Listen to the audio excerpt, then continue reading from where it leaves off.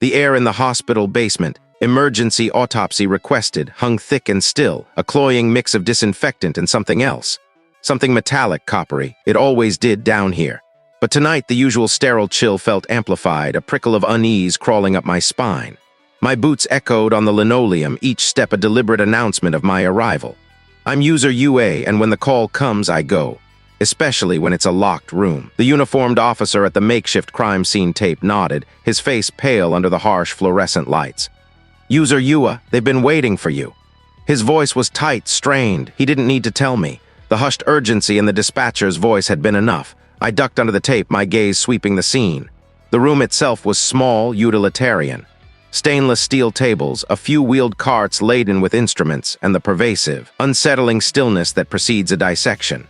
But it wasn't the usual equipment that drew my attention. It was the body. The victim lay on one of the tables, disturbingly still. They were dressed in simple civilian clothes, incongruous against the stark medical backdrop. No visible trauma, no signs of struggle, just dead, and the door was secured from the inside. I'd had the uniformed personnel confirm it themselves before I even arrived. The single window, high up on one wall, was also sealed shut, its glass intact. No vents large enough for a person to pass through, no hidden panels I could see. It was a textbook locked room. And as always, that's where the real puzzle began. A figure in a sterile gown, their face obscured by a mask and cap, stood near the head of the table, their posture rigid. This was the attending medical examiner. They gestured with a gloved hand. UserUA, thank you for coming on such short notice. Their voice was muffled, professional, but I could hear the undertone of bewilderment. What have we got? I asked, my eyes still scanning, taking in every detail. The angle of the body, the faint sheen on the skin, the almost peaceful expression on the victim's face. Too peaceful. Victim is a male, appears to be in his late 30s. No identification on him yet, we're running prints now. He was found by the night shift technician who was doing his rounds. He couldn't get in. The door was bolted from the inside. Had to call maintenance to force it. The medical examiner paused, their gaze flicking to the sealed door. No signs of forced entry, no disturbance to the lock itself, just bolted. I walked closer, my mind already cataloging possibilities, discarding the improbable. Time of death. Preliminary estimate is between 4 and 6 hours ago. Rigor is setting in, but it's not fully established. Livor mortis is consistent with the current positioning. But that's where it gets. Odd. Odd how? I prompted, my gaze fixed on the victim's neck. A faint discoloration, almost imperceptible, was starting to bloom. No obvious cause of death, no gunshot wound, no stab wound, no ligature marks, no signs of poisoning that are immediately apparent, though we'll do a full toxicology. It's as if he just stopped. The medical examiner's voice trailed off, the unspoken how hanging heavy in the air. I circled the table, my boots squeaking softly. I leaned in, my nose inches from the victim's skin. The metallic scent was stronger here, but it wasn't blood. It was something sharper, cleaner. Ozone? No, not quite. What about the room itself? I asked, my voice low. Any signs of anything out of place? Chemicals? Equipment that doesn't belong? Nothing. Everything is exactly as it should be for this type of facility. The medical examiner replied. The technician confirmed it. He said the room was pristine, except for the body, of course. Pristine, locked, no visible wounds, a dead man in a sealed box. My mind churned, sifting through decades of cases, of scenarios. This wasn't a simple break-in gone wrong. This was deliberate. This was planned. And it was, to put it mildly, infuriatingly clean. I looked back at the door, then at the window. No ventilation shafts large enough for a cat, let alone a person. The walls were solid concrete. The ceiling was a smooth, unbroken expanse. Did maintenance report anything unusual when they forced the door? Just that the bolt was engaged firmly. No damage to the frame, no scratches around the lock. It was simply locked. I straightened up, a slow exhale escaping my lips. This was going to be a long night. The metallic tang in the air seemed to intensify, a silent testament to the enigma laid out before me. I could feel the weight of the unanswered questions pressing down, the familiar thrill of the chase mixed with a healthy dose of professional dread. Because locked rooms, no matter how impossible they seemed, always had a key, and I was going to find it, even if it meant dismantling every single assumption I had about how a person could die. The air in the hospital basement, emergency autopsy requested, was thick, sterile, and unnervingly still. The hum of unseen machinery vibrated through the soles of my worn leather shoes. I'd seen my share of grim places, but this one had a particular chill, a kind of quiet dread that settled deep in my bones. The uniformed officers had cleared the immediate area, leaving me with my kit and the silent, stark reality of the deceased. My first step always was to absorb the environment. The room was a cavernous space, dimly lit by overhead fluorescent tubes that cast a sickly yellow glow. Metal shelves lined the walls, stacked with what looked like old medical supplies, their labels faded and illegible. The smell of disinfectant warred with something else, something faintly metallic and undeniably organic. It was the smell of death, a scent I knew intimately, but here it felt amplified. The deceased lay on a stainless steel table, a stark white sheet pulled up to their chin. The initial report had been sparse, almost dismissive. Unexplained demise, locked room scenario. Locked room. That was always the hook, wasn't it? The impossibility of it. My gaze swept the room again. No windows. The single heavy steel door, the one I'd entered through, was currently propped open by one of the attending officers standing guard just outside. He gave me a nod, his face a mask of polite indifference, but I saw the flicker of unease in his eyes. I unzipped my forensic kit, the familiar rustle of plastic and metal a small comfort. Gloves snapped on, mask secured. My movements were deliberate, methodical. I started with the room itself, a systematic sweep. No forced entry on the door, no signs of tampering on the hinges or the lock mechanism. I ran my gloved fingers along the edges of the doorframe, searching for any microscopic scratch or fiber that might betray an unauthorized passage. Nothing. Next, the victim. The sheet was pulled back carefully, revealing a figure that, even in death, held a certain stillness. The skin had a waxy pallor, but there were no overt signs of trauma, no ligature marks, no stab wounds, no blunt force injuries. This was where things started to get interesting, or rather unsettling. The preliminary examination by the responding officers had noted a lack of obvious cause of death, hence the emergency autopsy request. I knelt by the table, my flashlight beam playing over the exposed skin of the face and neck. The eyes were closed, as if in a peaceful sleep. But death, in my experience, was rarely peaceful. It was a violation, a disruption. I leaned closer, focusing on the area around the mouth and nose. A faint discoloration, almost imperceptible, around the lips. A subtle darkening of the mucous membranes, not enough to be definitive, but enough to make a tiny alarm bell chime in the back of my mind. Anything. UserUA, the voice of the attending medical examiner, a man I'd worked with before, echoed from the doorway. He was a good man, thorough but prone to sticking to the textbook. Just observing examiner, taking it all in. I didn't look up. Textbook wasn't going to cut it for this one. The lack of external trauma was the first anomaly. The second was the subtle signs I was seeing, signs that hinted at something more insidious than a simple cardiac event or a natural passing. I moved to the victim's hands, carefully examining the fingernails. Clean, no defensive wounds, again too clean. People, when facing death, even a swift one, tend to fight. They scratch, they claw, they try to grasp at anything. The absence of these signs was as telling as their presence. My gaze drifted to the victim's chest. The sheet was pulled back just enough to reveal the sternum. And there it was. A faint, almost ghostly indentation just below the clavicle. It was small, no bigger than a fingertip, and so shallow I almost missed it. It wasn't a bruise, not a cut. It was more like a pressure point. I straightened up, a slow exhale escaping my lips. I could feel the weight of the unanswered questions pressing down, the familiar thrill of the chase mixed with a growing sense of unease. The locked room was a puzzle, yes, but this faint indentation, this subtle discoloration, this lack of struggle, they were the threads that would unravel the whole damn thing. And I had a feeling the truth was going to be far more complex and far more disturbing than a simple locked door. The air in the hospital basement, emergency autopsy requested, was thick, sterile, and unnervingly still. I'd seen my share of grim places, but this one had a particular chill, a kind of quiet dread that settled deep in my gut. The scene itself was already a puzzle box, and now I had to figure out who the victim was and why anyone would want them dead in such a theatrical fashion. The attending medical examiner, a stoic individual with tired eyes, gestured towards the stainless steel table. UserUA, thank you for coming on such short notice. This one, it's unusual. I nodded, my gaze fixed on the covered form. Unusual is my specialty. Let's see what we're dealing with. He pulled back the sheet. The victim was a man, middle-aged with thinning hair and a face that, even in death, held a hint of perpetual worry. No obvious trauma, no signs of struggle, just gone. The initial report had been sparse, almost dismissive, but the locked room aspect had flagged it for my attention. Name? I asked, pulling on a fresh pair of gloves. Dr. Aris Thorne, the medical examiner replied, his voice low. A biochemist, worked for a private research firm downtown. Genesis Labs, I believe. Genesis Labs, the name rang a faint bell. I'd seen their press releases about groundbreaking work in something vaguely related to cellular regeneration. Important people, probably, and important people often had enemies. Any initial findings? I pressed, my eyes scanning the victim's skin, looking for any subtle discoloration, any hint of poison.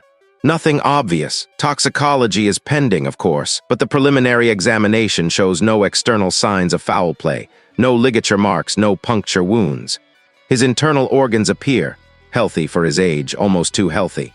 He paused, a frown creasing his brow. That's part of what's so strange. It's like he just stopped. A biochemist, a locked room. The pieces were there, but they refused to connect.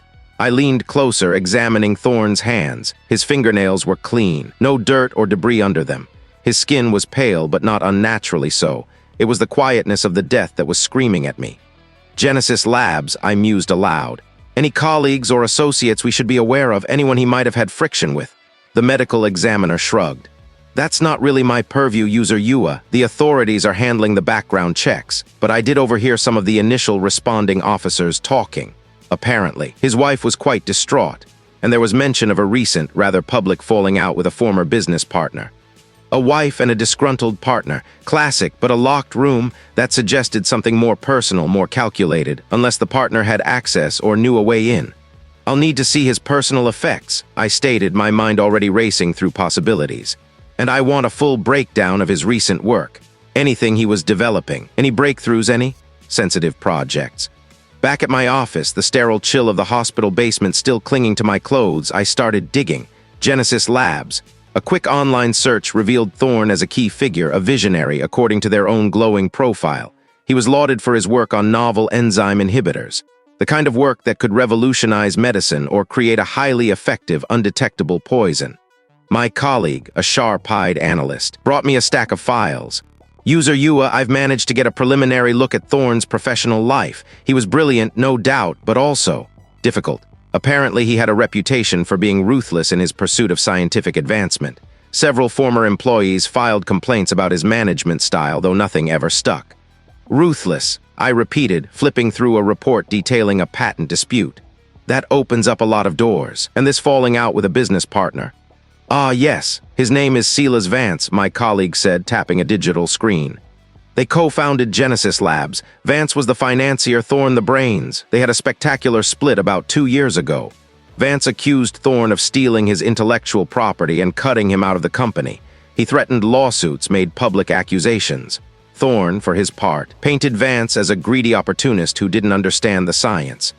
Vance, a motive, greed, betrayal, revenge. It was all there, but again, the locked room. How would Vance have gotten in, killed Thorne, and then locked the room from the outside without a trace? Unless the room wasn't locked from the outside. I decided to visit Dr. Thorne's residence. His wife, a pale woman with haunted eyes, answered the door. He was fragile, her grief palpable, but beneath it, I sensed a flicker of something else. Fear, guilt. Mrs. Thorne, I began gently, I'm UserUA, I'm investigating my husband's death. I know this is difficult, but I need to ask I some questions. She nodded, her hand trembling as she gestured me inside. The house was immaculate, almost sterile, reflecting her husband's professional life. Eris was.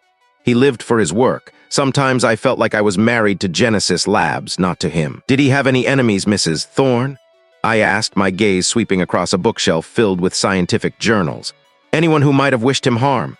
Her eyes widened slightly. Enemies, Eris was. He was a strong personality, he made difficult decisions. Silas Vance, of course, they had a terrible falling out. Eris said Silas was trying to exploit his research. Silas felt betrayed. It was ugly. Did my husband have any unusual habits? Any fears, anything he kept from I? She hesitated, looking away.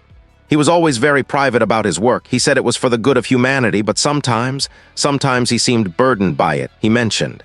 He was working on something new, something that could change everything. He was very secretive about it. He said it was dangerous. Dangerous, secretive, the words echoed in my mind. A biochemist working on something potentially world-altering, who then dies in an impossible scenario. The pieces were still scattered, but they were starting to form a picture, a very disturbing one. Silas Vance was the obvious suspect, but I had a nagging feeling that the truth was far more complex and far more insidious than a simple act of revenge. The real danger, I suspected, lay not in the motive, but in the method. And that method, I was sure, was born from Thorne's own genius. The air in the hospital basement, emergency autopsy requested, hung thick and cold, a stark contrast to the sterile fluorescence above. It smelled of disinfectant, something metallic, and the faint, cloying sweetness of decay. My breath plumed in front of me as I stepped further into the cavernous space, my footsteps echoing on the tiled floor. The attending medical examiner, a stoic individual with tired eyes, gestured towards a stainless steel slab. "UserUA," the medical examiner said, their voice a low rumble. "We've done what we can without your input on the specifics. This one, it's peculiar." Peculiar was an understatement. The victim, a man I now knew to be Dr. Elias Thorne, a biochemist of considerable repute, lay unnaturally still. His skin had a waxy pallor, and there were no visible marks of trauma, no struggle. No forced entry. The locked room aspect was still gnawing at me, but the real puzzle, the one that had brought me here, was the how. "Tell me what you observed thoroughly," I instructed, pulling on a fresh pair of gloves. My mind was already racing, sifting through the scant details of the case. Thorne was working on something significant, something potentially world-altering, according to the initial reports, and now he was dead in a room that seemed to defy logic. No external injuries. "As you can see," the medical examiner stated, pointing with a gloved finger to Thorne's neck. "No signs of strangulation, no defensive wounds. Toxicology is pending, but preliminary scans show nothing out of the ordinary for a healthy individual, until of course he wasn't." I leaned closer, my gaze sweeping over Thorne's body.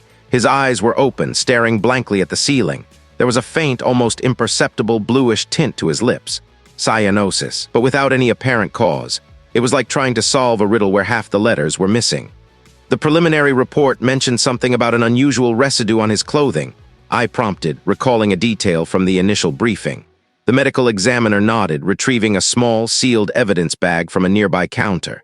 Inside, a few dark, almost crystalline flecks clung to the fabric of Thorne's lab coat. "We bagged it. Analysis was inconclusive. It's not a common chemical compound we recognized." I took the bag, holding it up to the harsh light. The flecks shimmered, catching the light in an odd way. They weren't dust, not in the conventional sense. They looked almost manufactured. "What about his workspace?" I asked, my thoughts drifting back to Thorne's laboratory, the scene of the initial discovery. The meticulous organization, the advanced equipment, the distinct absence of anything that would suggest a struggle or a forced entry. "Clean," the medical examiner confirmed. Almost unnaturally so. No signs of tampering, no spilled chemicals, no overturned equipment, as if he simply ceased to be. I ran a hand over my chin, the stubble a familiar sensation. This was more than just a homicide, it was a meticulously constructed illusion. Thorne wasn't just killed, he was erased. His death staged to look like an impossible event. The locked room was a distraction, a theatrical flourish. The real trick was how he was made to die. "The preliminary toxicology, you said nothing out of the ordinary?" I pressed, my gaze fixed on the evidence bag. There had to be something subtle, something that a standard panel might miss.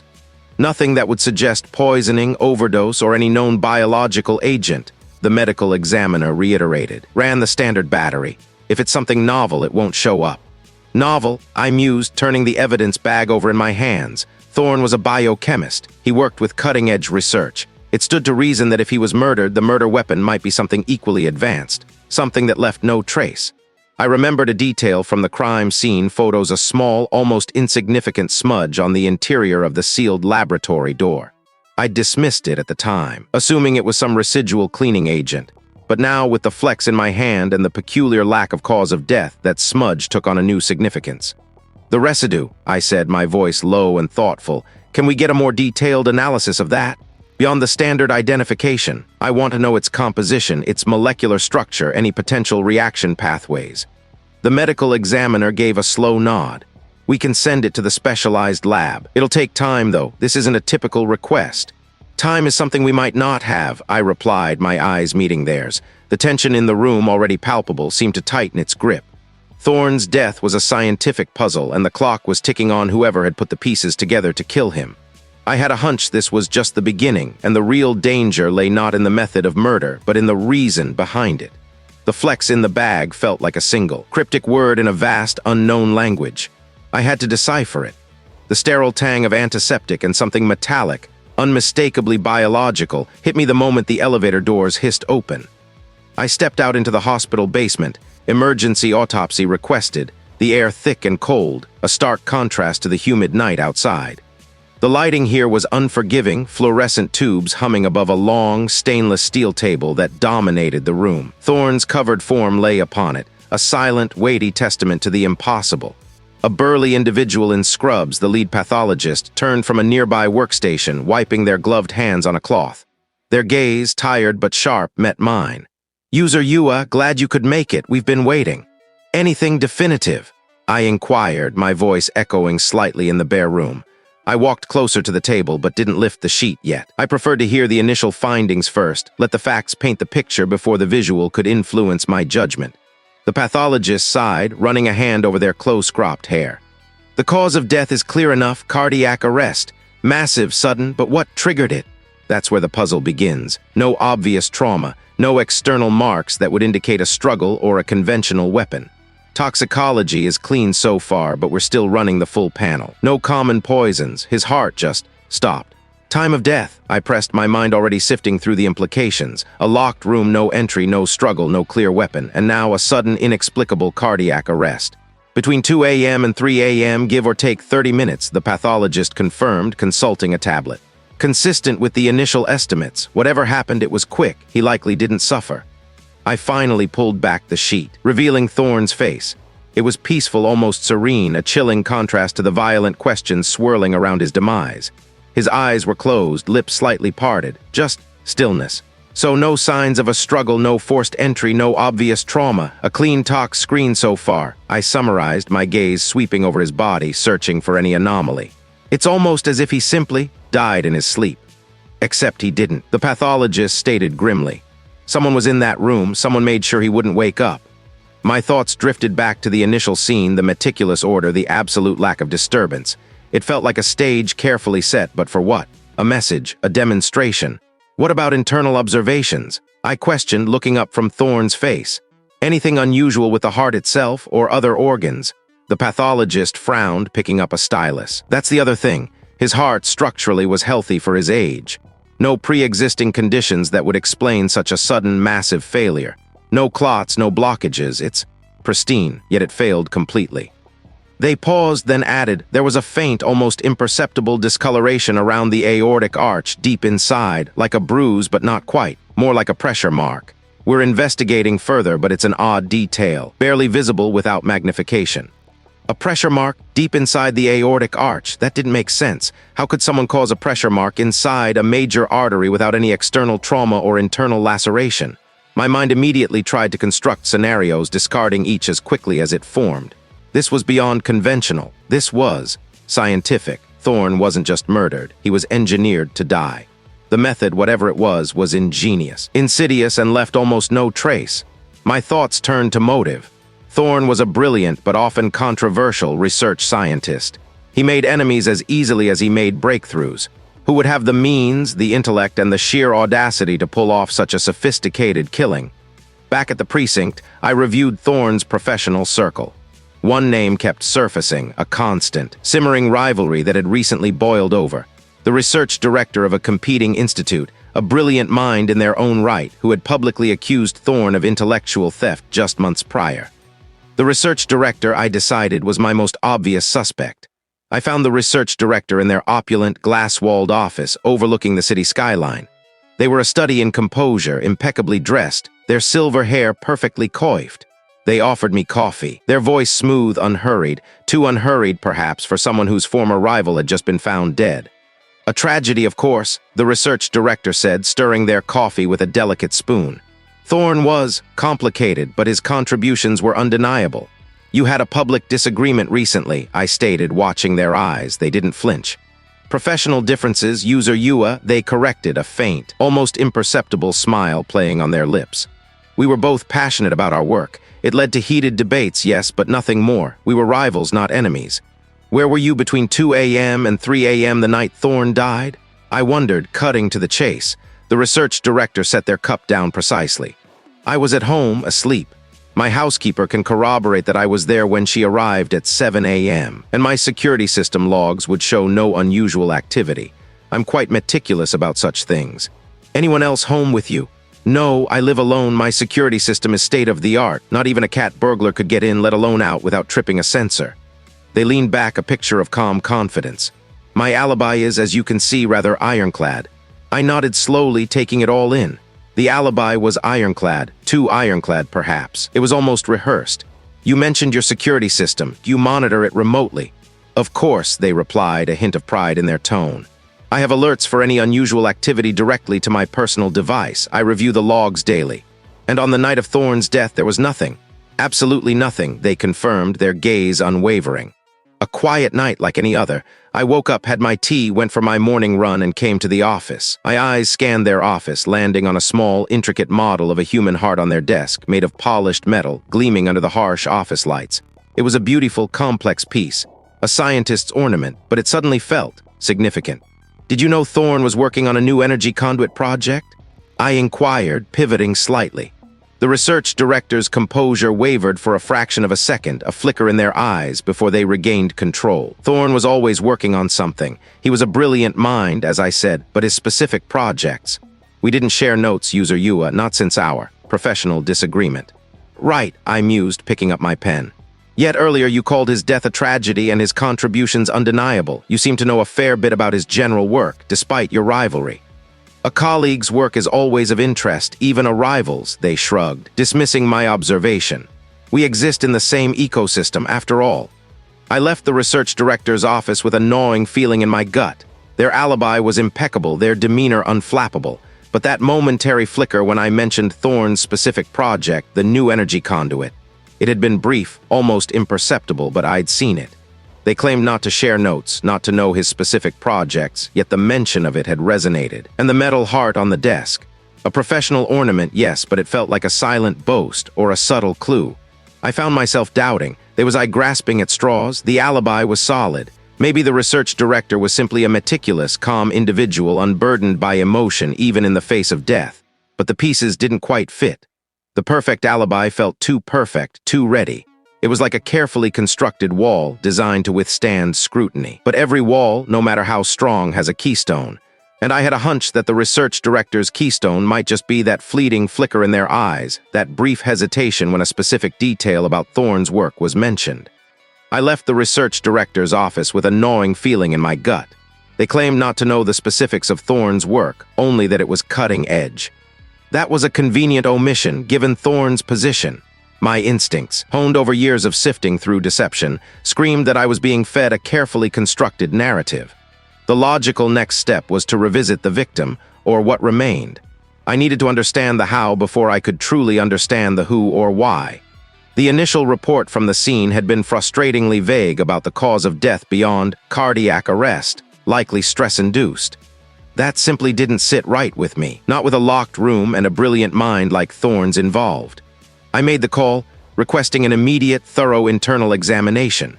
The air in the facility's lower levels was a stark contrast to the sterile, almost academic quiet of the research building.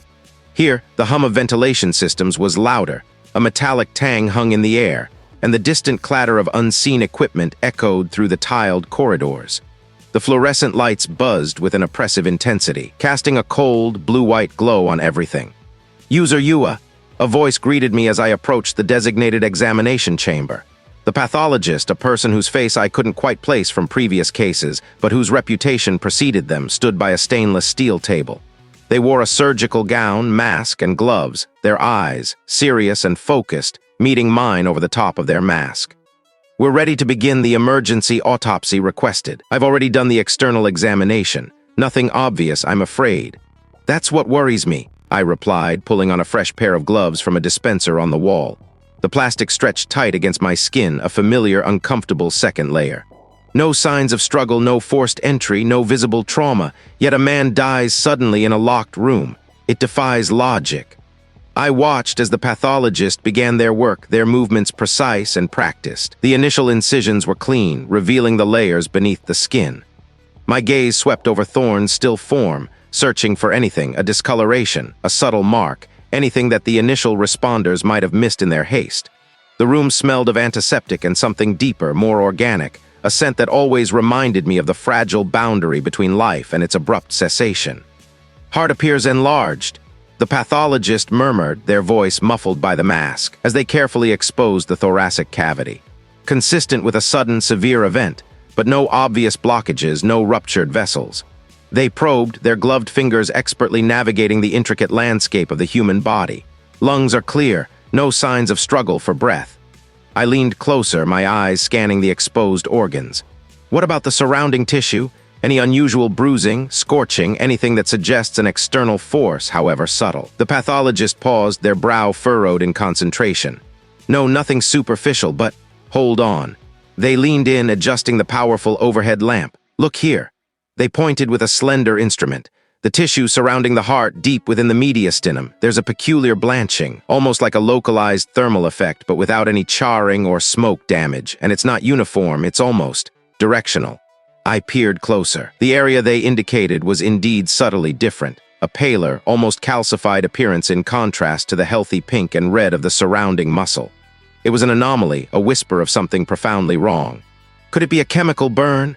I questioned, though my gut said no. Chemical burns usually left a clearer signature. Unlikely, there's no acidic or alkaline residue, no inflammatory response typical of a corrosive agent. And the pattern, it's almost as if something passed through this specific area, affecting the tissue in its wake. The pathologist then carefully extracted a tiny sample, placing it on a slide for immediate microscopic analysis. While they prepared the slide, I walked around the table, examining the victim's back, then the arms, the legs. Nothing. The external surface was pristine, but the internal finding, that localized blanching, it was a critical piece of the puzzle. If something had passed through Thorne, affecting his internal organs without leaving a mark on his skin, what could it be? The new energy conduit. Thorne had been working on something that could direct energy. What if that energy wasn't meant for power generation, but for something far more sinister? The pathologist returned, their eyes wide with a new intensity. UserUA, you need to see this. They gestured to a monitor displaying a magnified image from the microscope. The cellular structure in that blanched tissue. It's not simply denatured. There are minute, almost crystalline structures embedded within the cells. They're non-biological, non-metallic, and they exhibit a peculiar refractive quality under polarized light. I stared at the image, and they're not causing an inflammatory reaction, which suggests they were introduced instantaneously, or that the cells died too quickly to respond. My initial thought is some kind of particulate matter, delivered with immense force, or perhaps a side effect of a highly focused energy transfer. Highly focused energy transfer. The words echoed in my mind. This wasn't a poison, not a conventional weapon. This was something engineered, something precise. Thorne hadn't suffered a heart attack, his heart had been targeted. And the pattern of the blanching, I mused aloud, connecting the visual evidence with the microscopic reveal. It wasn't a general effect. It was almost like a beam or a concentrated wave passing through him. The pathologist nodded slowly, precisely, as if a pulse of something carrying these particles was directed through his chest, hitting the heart directly. It's a clean kill, almost surgical if it weren't for the internal damage. My mind spun, trying to reconcile the impossible. A locked room, no entry, no exit. Yet Thorne was dead, his internal organs showing signs of a directed energy assault. How could such an attack be delivered? Through the walls? Through the door? There was the new energy conduit, a weapon, a way to transmit destructive energy without physical contact. If someone had developed a way to deliver a lethal energy pulse, capable of penetrating solid objects and leaving only microscopic traces, then the locked room wasn't a puzzle. It was a demonstration. A terrifying display of power. This wasn't just a murder, it was a statement. Someone had perfected a method of assassination that left no conventional evidence, no fingerprints, no bullet casings, no poison vials. Only a dead man and the invisible residue of a terrifyingly advanced weapon. I need samples of everything. I told the pathologist, my voice firm despite the tremor running through me. Every particle, every blanched cell, we need to identify these structures. We need to understand the exact nature of this energy conduit. The pathologist nodded, already moving to collect more samples. This is going to be complex, UserUA. We're looking at something unprecedented. Unprecedented indeed, but the pieces were starting to fit, forming a mosaic of a truly ingenious and horrifying murder. The tension in the room, already thick, ratcheted up another notch. I knew with a certainty that settled deep in my bones that I was no longer just investigating a death. I was staring down the barrel of a scientific breakthrough weaponized, and the architect behind it was still out there, possibly watching. The air in the hospital basement, emergency autopsy requested, was a sterile metallic bite, a stark contrast to the humid, cloying scent of the crime scene I'd just left. Fluorescent lights hummed overhead, casting a harsh, unforgiving glare on the gleaming stainless steel surfaces. The chill seeped into my bones, an appropriate welcome to a place where life had definitively ended. The deceased lay on the table, draped in white, awaiting a more thorough inspection than the preliminary examination allowed on site. My attention, however, was fixed not on the body as a whole, but on the minute details I might have overlooked in the chaos of the initial discovery. The lead investigator stood by, arms crossed, his gaze a silent question. The forensic technician, a meticulous individual with nimble fingers, moved with practiced ease around the table, preparing her instruments.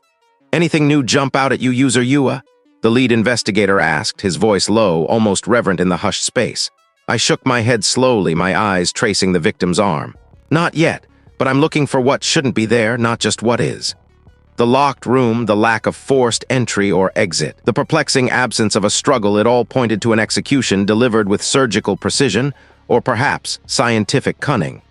My earlier certainty about a grander scheme still resonated, urging me to push past the obvious.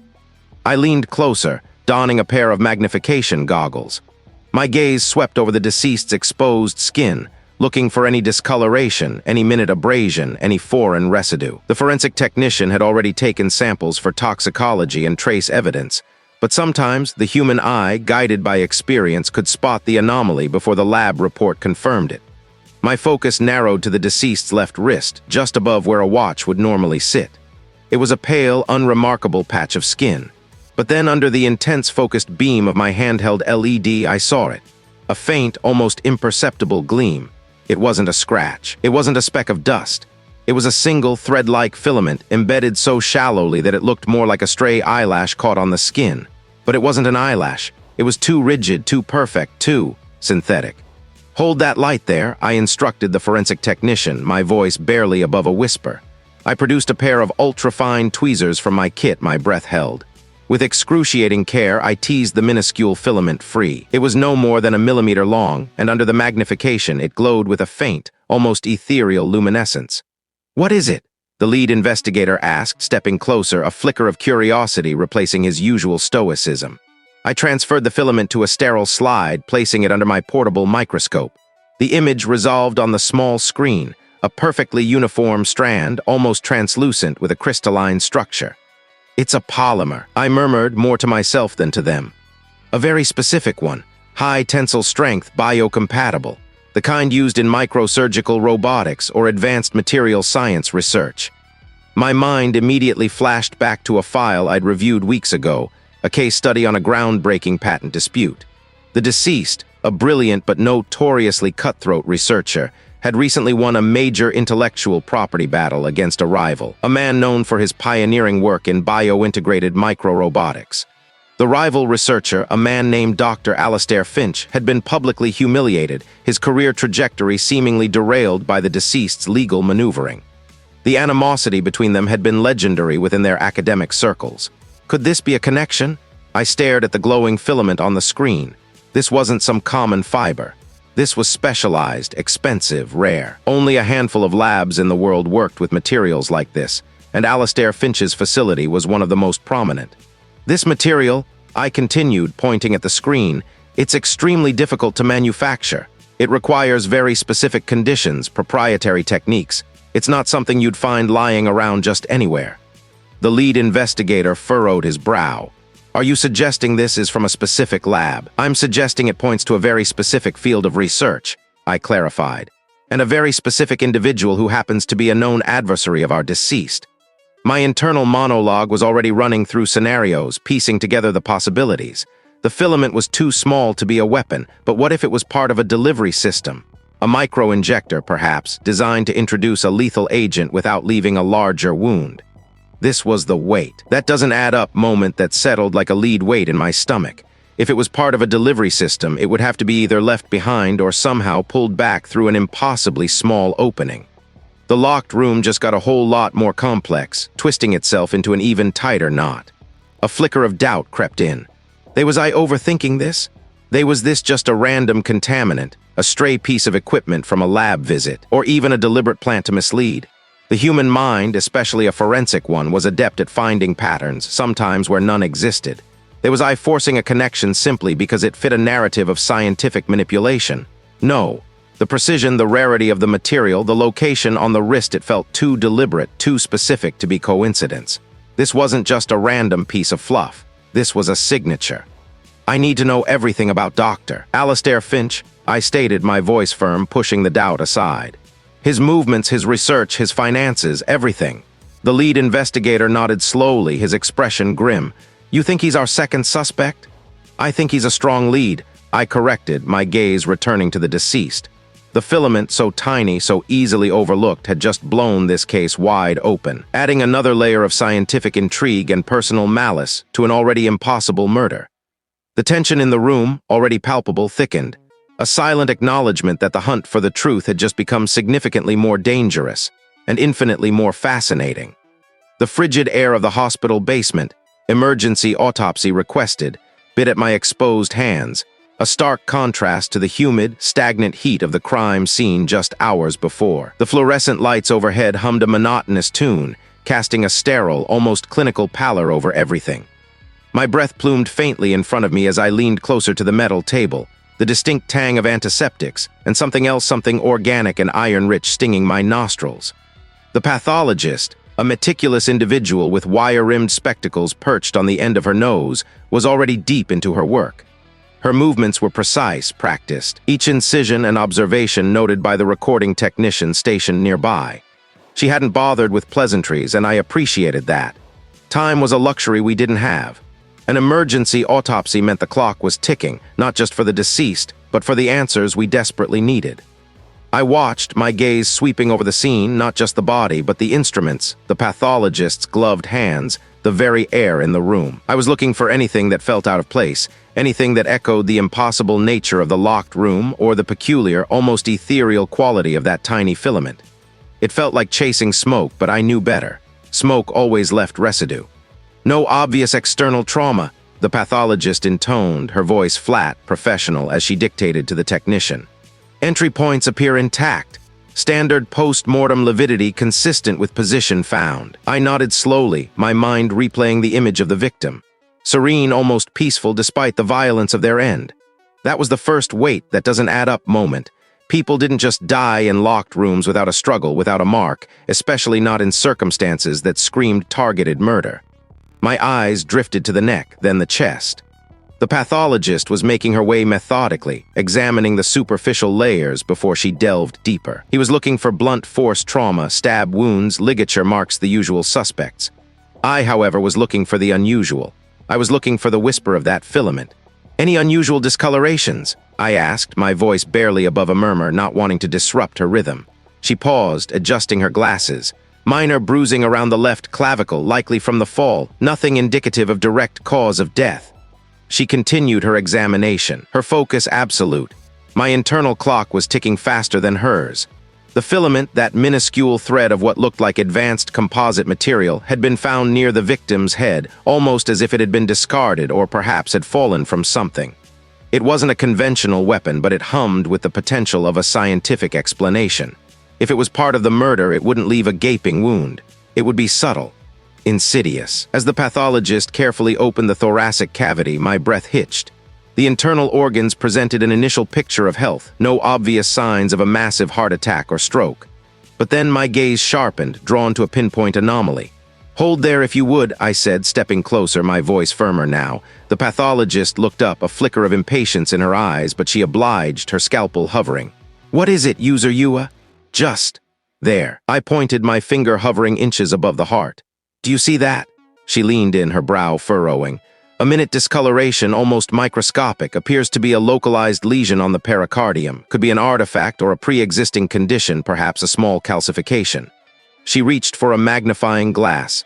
"No," I corrected, my gut churning with a mix of dread and exhilaration. "Look closer, the edges, the pattern." Under the magnification, what he had dismissed as a speck became clearer. It wasn't a calcification. It wasn't a natural lesion. It was a perfect, almost impossibly clean, circular burn mark no larger than the head of a pin, but it wasn't a surface burn.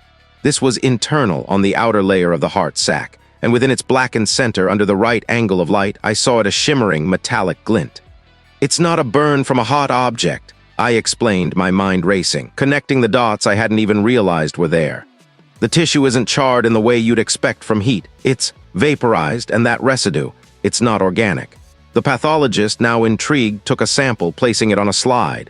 "You're suggesting something delivered this internally?" she asked, her voice tinged with skepticism, but her eyes held a spark of scientific curiosity.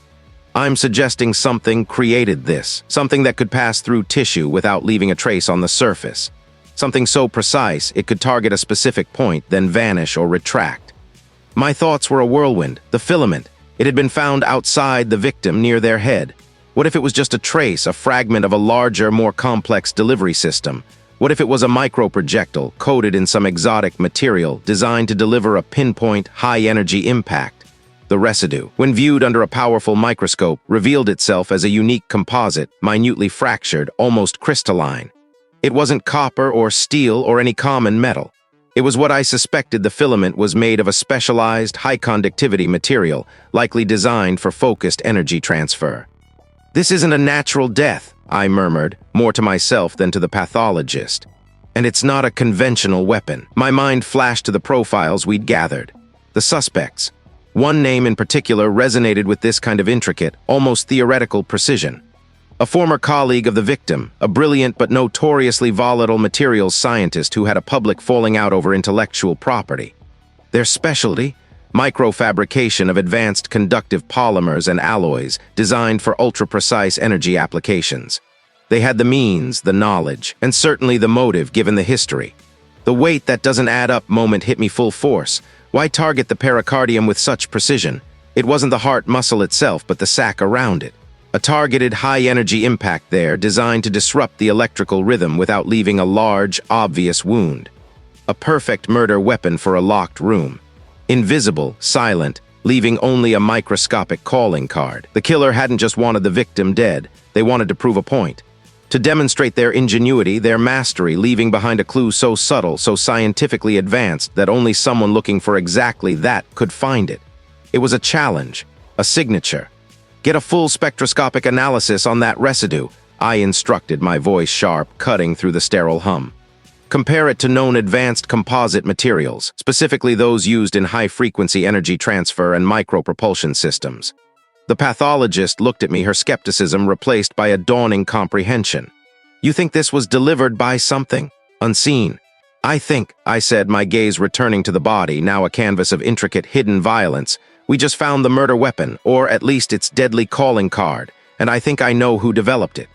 The tension in the room, already palpable, had just ratcheted up another notch, tightening around us like a snare. This wasn't just a murder, it was a declaration. The sterile chill of the hospital basement, where the emergency autopsy had been requested, was a stark contrast to the musty air of the crime scene. Here, under the harsh glare of fluorescent lights, the final act of the victim's life was being meticulously dissected. The pathologist, a quiet, methodical individual whose hands moved with practiced precision, had already begun. My gaze, however, remained fixed on the victim's face, searching for something beyond the superficial. "Any obvious cause of death yet?" I asked, my voice cutting through the hum of the ventilation system. The pathologist didn't look up. "No external trauma, internal organs appear intact, but there's something subtle." He gestured to a section of tissue he'd just extracted, placing it on a slide. Microscopic damage to the alveolar sacs, almost as if they've been flash-fried from the inside, yet without any burn marks. And a peculiar cellular necrosis in the brainstem, very specific, very localized. I leaned closer, peering at the projected image from the microscope. The intricate hidden violence I'd felt at the scene now had a face, or rather a cellular signature. This was it, the deadly calling card. It wasn't a bullet or a knife or even a blunt object. It was something far more insidious. "What about residue?" I pressed, my mind already racing, connecting dots that were still invisible to anyone else. "Any foreign particles in the lungs, in the bloodstream?" The pathologist shook his head. "Nothing definitive, a few trace elements common enough in urban air. No heavy metals, no common poisons. It's almost too clean, as if whatever did this disappeared."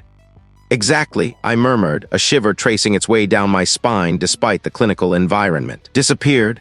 That was the key. It had to be. I walked over to the stainless steel counter where the detective stood, arms crossed, watching me with a mixture of impatience and a flicker of hope. "It's an inhaled agent," I stated, not as a question, but as a pronouncement. "Something designed to be aerosolized, delivered, and then to degrade rapidly, leaving behind only its specific, deadly imprint."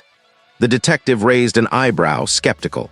"An aerosol? In a locked room? How do you get an aerosol through a solid door, UserUA?" "You don't," I replied, turning to face him fully, my hands gesturing as I began to reconstruct the impossible.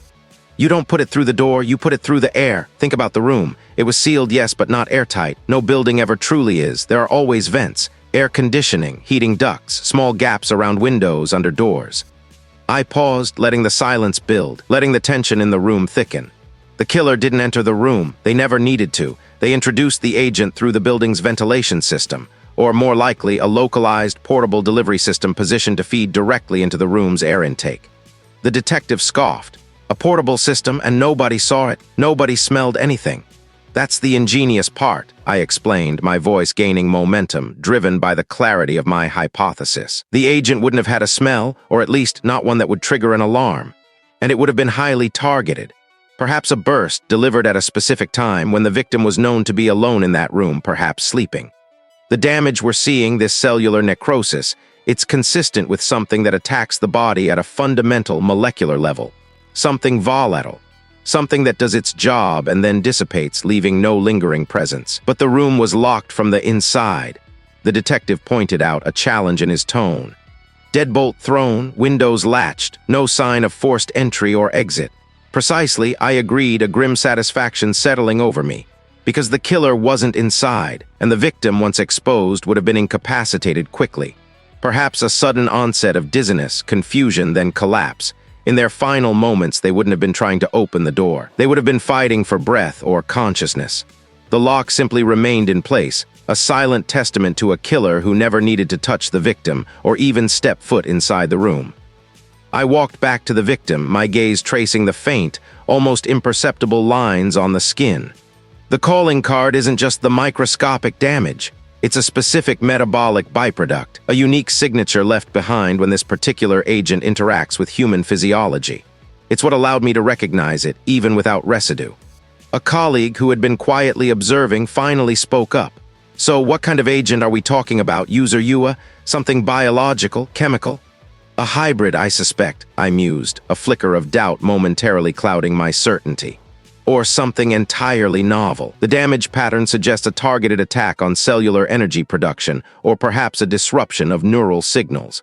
Whatever it is, it requires a profound understanding of biochemistry and aerosol dynamics. This isn't something you whip up in a garage. This is high-level, specialized science." My mind flashed back to the previous chapter's realization. This wasn't just a murder, it was a demonstration of a terrifying new capability. The person who developed this, I continued, my voice low, would have access to advanced research facilities, perhaps even a private laboratory. They would be someone who understands how to weaponize the invisible. "So you're telling me," he said, his voice quiet, "that the locked room wasn't a puzzle for the killer at all. It was just another part of the trap, a way to make us think it was impossible while the real mechanism was right under our noses in the air itself." "Exactly," I confirmed, looking from the victim to the stunned faces of my colleagues. The locked room wasn't a barrier to the killer.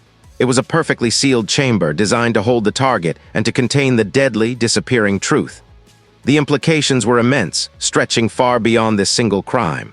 The tension in the room, already palpable, had just ratcheted up another notch, tightening around us all. The air in the hospital basement, emergency autopsy requested, was cold, sterile, and thick with the metallic tang I'd grown to associate with finality. Fluorescent lights hummed overhead, casting a harsh, unyielding glow on the stainless steel surfaces. The lead pathologist, a quiet individual with hands that moved with practiced grace, stepped back, wiping a speck from their brow with the back of a gloved hand. "There," they stated, their voice a low murmur, confirming what my own eyes, aided by the specialized scope, had just processed. "Just as you suspected. UserUA, gone within hours, almost completely untraceable. We caught the last vestiges." I nodded slowly, a tremor of triumph and dread running through me. The implications were immense, stretching far beyond the confines of this room. I peeled off my own gloves, the latex snapping against my wrist. This wasn't just about how the victim died. It was about who knew enough to orchestrate such an elegant, brutal disappearance act. "Thank you," I told the pathologist, my gaze still fixed on the screen displaying the microscopic image. The truth in its most minute form stared back at me. A specific crystalline structure, almost perfectly mimicked by a common bodily enzyme, yet subtly, lethally different. It was designed to dissolve, leaving behind only the faintest echo of its presence, and only if you knew exactly where and how to look. My mind raced, connecting the dots. The sealed room, the lack of forced entry, the delayed onset of symptoms reported by the victim's colleagues, it all clicked into place with this final piece of the puzzle. The killer hadn't just wanted the victim dead. They wanted the method to vanish, leaving behind an unsolvable mystery. I made my way out of the examination room, the heavy door thudding shut behind me. The detective was waiting, leaning against a dull gray wall, arms crossed, their expression a mixture of impatience and quiet anticipation. "Well," the detective asked, pushing off the wall. "It's exactly what we thought," I began, my voice steady despite the adrenaline now coursing through me. "A targeted volatile compound, delivered with precision, designed to degrade almost instantly. We found the residue, barely. It confirms everything."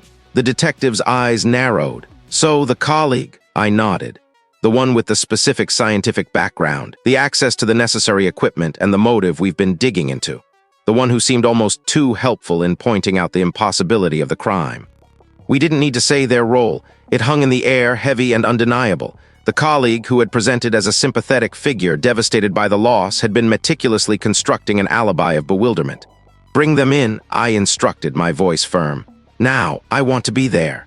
Minutes later, I was seated across from the colleague in a small, windowless interrogation room, the air suddenly thick with unspoken accusations. The detective sat to my left, observing. The colleague, usually impeccably composed, fidgeted with their hands, their eyes darting between me and the blank wall. They still wore the same slightly rumpled suit from yesterday, a calculated attempt at portraying distress, I suspected. "Thank you for coming in again," I began, my tone calm, almost conversational. I wanted them comfortable, lulled into a false sense of security before the hammer fell. "We just finished the emergency autopsy, extremely illuminating." The colleague offered a weak smile. "Any progress on that impossible puzzle, UserUA? I told you it defied logic. No entry, no exit, no trace." "Ah, but there was a trace," I corrected, leaning forward slightly, my gaze unwavering. "One that required an emergency autopsy, performed within a tight window to catch before it vanished completely." Their smile faltered, a muscle in their jaw twitched. "I'm not sure what you mean, UserUA. What trace? We all combed that scene, nothing." "You're right, almost nothing at the scene," I conceded, letting the words hang in the air. "Because the delivery system was ingenious. A microaerosol disguised as a common air freshener, perhaps, or a timed release from an innocuous object, and the compound itself. That's where the true brilliance and the true malice lies." I pulled a small, clear evidence bag from my satchel and placed it on the table. Inside, a minuscule, almost invisible crystal shard, caught on a filter from the victim's airway, gleamed under the harsh light. It was magnified several hundred times on the accompanying tablet screen, showing its unique telltale structure. "This," I explained, tapping the screen, "is a synthetic analog, designed to mimic a naturally occurring enzyme in the human body. Harmless in small doses, but in a concentrated burst, as delivered, it binds to specific neural receptors, causing rapid organ failure. And then the true genius, it degrades, fast, becomes indistinguishable from the natural enzyme within hours, a perfect disappearing poison." The colleagues stared at the image, their eyes wide, their carefully constructed composure beginning to crack. That's impossible. No known compound does that so perfectly. Not in the commercial market, no, I agreed, a subtle emphasis on commercial. But in specialized research or private projects, perhaps, you, for instance, have a doctoral thesis on enzyme mimetic compounds. I remember reading it years ago. Brilliant work even then. Their breath hitched. They finally looked away from the screen, their gaze meeting mine, fear now etched into their features. My thesis was purely theoretical. Academic, was it? I pressed gently. Or was it a blueprint, a framework for a solution to a very specific problem you had? My mind flickered to a moment during the initial scene investigation when the colleague had suggested the victim might have had a pre-existing, undiagnosed condition, a convenient narrative to explain the inexplicable. I'd almost dismissed it as grief-stricken conjecture. Wait, that doesn't add up. The colleague had been too quick to offer a natural explanation, almost guiding us away from the possibility of foul play, even as they expressed shock at the locked room. The victim recently filed a complaint against you, didn't they? I continued, shifting gears slightly, introducing the motive. Regarding intellectual property, a project that was about to go public when you felt you had a greater claim to. The colleague recoiled, their face paling. That's a lie. A misunderstanding. Was it a misunderstanding that led to you having access to the victim's office at odd hours? I countered, pushing the advantage. Was it a misunderstanding that led to a specific order placed for a rare, highly specialized piece of equipment, one that could synthesize such a compound, just weeks before the incident? An order made through a shell company you set up. We've been tracing those transactions. Their eyes darted frantically around the room, searching for an escape, a loophole. They tried to speak, but only a strangled sound emerged. You designed the perfect crime, I stated, my voice losing its conversational edge, hardening into accusation. A locked room to contain the volatile compound, ensuring no one else was exposed. A disappearing poison to erase all evidence. A perfectly staged scene to make it look like an unsolvable mystery. You forgot that some of us live to solve the impossible. You underestimated the persistence of truth even when it tries to vanish. The colleague's face crumpled. A tear traced a path down their cheek. My life's work, my legacy. So you took theirs, I finished, watching as the carefully constructed facade shattered completely. The detective shifted, reaching for the recording device. The confession, ragged and desperate, had begun. The tension in the room, which had been a taut wire, snapped. But the fight wasn't over. I knew the legal battles ahead would be fierce. Still, in this sterile basement, under the hum of the lights, the truth had finally been unearthed. I knew. The confession had ripped through the air, raw and ugly, but a part of me, the part that always questioned, still held its breath. The detective, slumped in the interrogation chair, had finally broken under the weight of my relentless logic, the carefully laid out pieces of their own deceit. Their voice, when it came, was a rasping whisper, detailing the motives, the desperation, the painstaking planning. It was a story of ambition curdled into obsession, of a perceived slight festering into a monstrous design. So I took theirs. I had finished, watching as the carefully constructed facade shattered completely. I knew the words were a victory, but words alone weren't enough for the cold, hard proof I needed to close this case with absolute certainty. The physical evidence, the undeniable truth etched onto the victim, still awaited its full interpretation. I needed to see it, touch it, understand the full horror of its execution. The paperwork followed, a blur of officialese and signatures, each stroke of the pen solidifying the grim reality. My mind, however, was already miles away, anticipating the next critical step. The phone call came shortly after we'd secured the preliminary statements, a clipped, professional voice confirming the arrangement. An emergency autopsy had been requested, and it was ready. The drive to the facility was a silent one, the city lights blurring into streaky watercolors against the rain-slicked windshield. My thoughts were a whirlwind, replaying every detail of the case, every wait, that doesn't add up moment that had led me here. The locked room, the impossible lack of entry, the victim's serene, almost peaceful expression. It had all been a performance, a meticulously staged tableau to obscure a brutal truth. The detective's confession had filled in the blanks, yes, but my training demanded more than just a narrative. It demanded physical confirmation, irrefutable scientific proof. What if the body tells a different story? I pushed it down. I couldn't afford to be wrong, not now. The facility itself was nondescript, a brutalist concrete structure that blended into the industrial landscape. Finally, I reached the designated area. The hospital basement, emergency autopsy requested. The heavy steel door hissed open, revealing a stark, brightly lit room. The air was thick with the sterile scent of antiseptic and something else, something metallic and profoundly unsettling. The pathologist, a stout individual with discerning eyes behind thick spectacles, was already gloved and gowned, standing over the stainless steel table. The victim lay there, covered by a sheet, a silent testament to the violence that had ended their life. Two assistants moved with practiced efficiency, preparing instruments. UserUA, the pathologist greeted, their voice calm, professional. "Thank you for joining us. We're ready to proceed." I nodded, pulling on a fresh pair of gloves. "Thank you for accommodating this on such short notice. I have some very specific areas I need to focus on." My gaze swept over the covered form, a familiar ache settling in my chest. This wasn't just a puzzle, it was a life extinguished. "Of course," the pathologist replied, picking up a scalpel. "Based on my preliminary findings, we'll prioritize any evidence of unconventional methods." "Precisely," I confirmed. The confession suggests a highly precise, localized application of an agent, something designed to mimic natural causes or at least obscure the true mechanism of death. I need to look for any microscopic cellular damage that doesn't align with a typical cardiac event or suffocation. Pay particular attention to the vascular system, especially in the extremities and the pulmonary alveoli. I'm looking for signs of rapid, localized desiccation or cellular rupture, a pattern that would indicate a hyperabsorbent compound. The pathologist's eyebrows rose slightly, a flicker of surprise in their eyes, but they simply nodded. Understood. A targeted desiccant, then. That would certainly explain the lack of external trauma. As the pathologist began the external examination, I leaned in, my eyes scanning every inch of the victim's body. The skin was intact, unmarred, just as I'd observed at the crime scene. It was the internal story that mattered. The first incision was made, clean and precise, revealing the underlying musculature. The pathologist worked methodically, calling out observations to an assistant who meticulously recorded them. Minutes stretched into an hour, then another.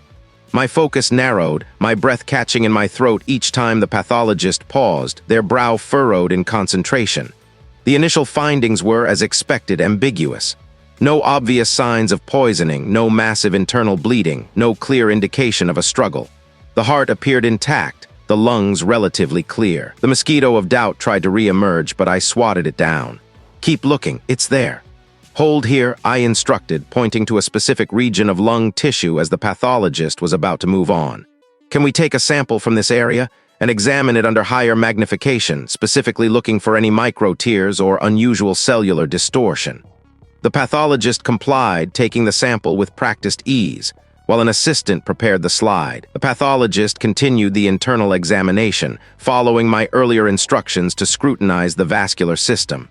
My eyes darted between the exposed organs and the assistant at the microscope. The tension in the room was palpable, a shared understanding that we were on the cusp of something. UserUA, the pathologist's voice cut through the quiet, a note of quiet discovery in their tone. They gestured towards the microscope. I'll want to see this. I moved quickly, peering into the eyepiece. The lung tissue under magnification revealed a landscape of microscopic devastation. Not a simple rupture, but a precise, almost surgical pattern of cellular collapse. The alveoli, the tiny air sacs, were not merely damaged. They were shrunken, shriveled, as if every last molecule of moisture had been violently extracted. It was a desiccation, targeted and swift, causing respiratory failure without leaving a conventional trace of fluid or foreign body. The pattern was too specific, too uniform to be natural. There, I breathed, a grim satisfaction mingling with a profound sense of horror. That's it. A hyperabsorbent agent likely delivered as an aerosol or fine mist, designed to attack the pulmonary system directly, causing rapid and localized cellular dehydration. It would have mimicked acute respiratory distress, but left no conventional chemical signature by the time of death, rapidly dispersing or degrading after its effect. The pathologist nodded slowly, their gaze returning to the victim. Ingenious and utterly brutal, the speed of action would have been immense. No wonder the scene showed no struggle. The pieces clicked into place with a sickening finality. The locked room, the lack of entry the killer hadn't needed to enter. The agent had been delivered from outside, perhaps through a cleverly modified vent or a tiny, almost invisible aperture. A scientific manipulation designed to deliver death with surgical precision and then vanish. The victim, unsuspecting, had simply breathed in their last breath. The truth, once elusive, now lay stark and undeniable. But knowing how it was done, the sheer calculated malice behind it left a bitter taste. The world was often a far more inventive and cruel place than I cared to admit. The fight was over, the killer identified, the method revealed. But the aftermath, the quiet understanding of what humanity was capable of, was just beginning to settle in.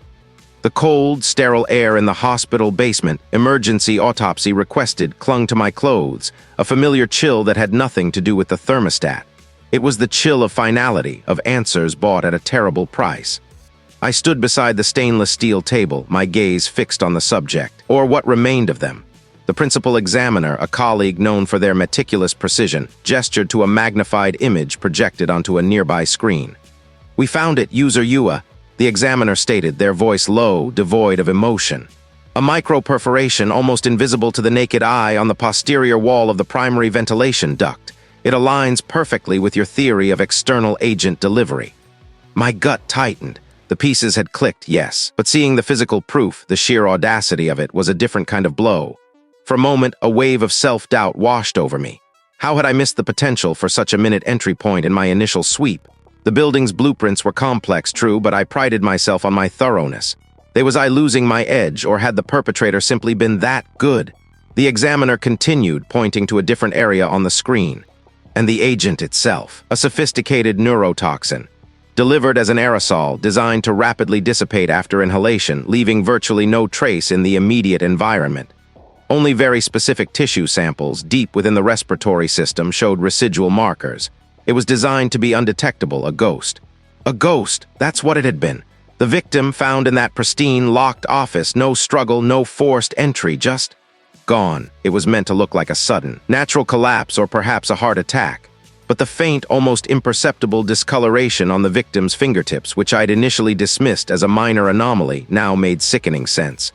A reaction to the agent, a telltale sign I'd nearly overlooked in the overwhelming absence of other clues. That was the wait that doesn't add up moment that had haunted me, a persistent itch I couldn't scratch until the puzzle began to form. The delivery system, I murmured, my voice raspy. How was it triggered? A timed release, we believe, the examiner replied, their eyes meeting mine. A small, self-contained unit likely no larger than a thumb drive inserted into the duct, pressure-activated perhaps, or a simple timer. Once the agent was released, the unit would detach and be pulled further into the ventilation system, eventually dropping into a collection point or simply dissolving over time. The killer hadn't needed to enter the room because the room had in essence been turned into a weapon itself. The very air the victim breathed had been weaponized. And the motive? That was the human element, the raw, ugly truth beneath the polished veneer of scientific precision. The perpetrator, a former colleague of the victim, had been apprehended just hours ago. Their initial composure had cracked under the weight of the mounting forensic evidence. The personal vendettas had been simmering for years, a festering resentment over a perceived slight, an academic rivalry that had twisted into something murderous. They hadn't confessed to the method directly, not fully, but their frantic denials and evasions painted a clear picture. That loose end, that tiny thread, was what the investigators had needed to tie everything together once my forensic findings pointed them in the right direction. I ran a hand over my jaw, the stubble rasping against my palm. The perpetrator had been so arrogant, so convinced of their intellectual superiority, that they'd left just enough breadcrumbs for me to follow. The specific neurotoxin, for instance, had been the subject of an obscure, unpublished research paper by the perpetrator years ago. A paper they'd fought tooth and nail to keep from public view, claiming it was too dangerous. "They're talking now," a detective who had just entered the examination room said quietly, addressing. Not about the method, not yet, but about the why asterisk. Years of bitterness, UserUA, years of feeling overlooked, undervalued. The victim had just received a major grant the perpetrator felt was rightfully theirs.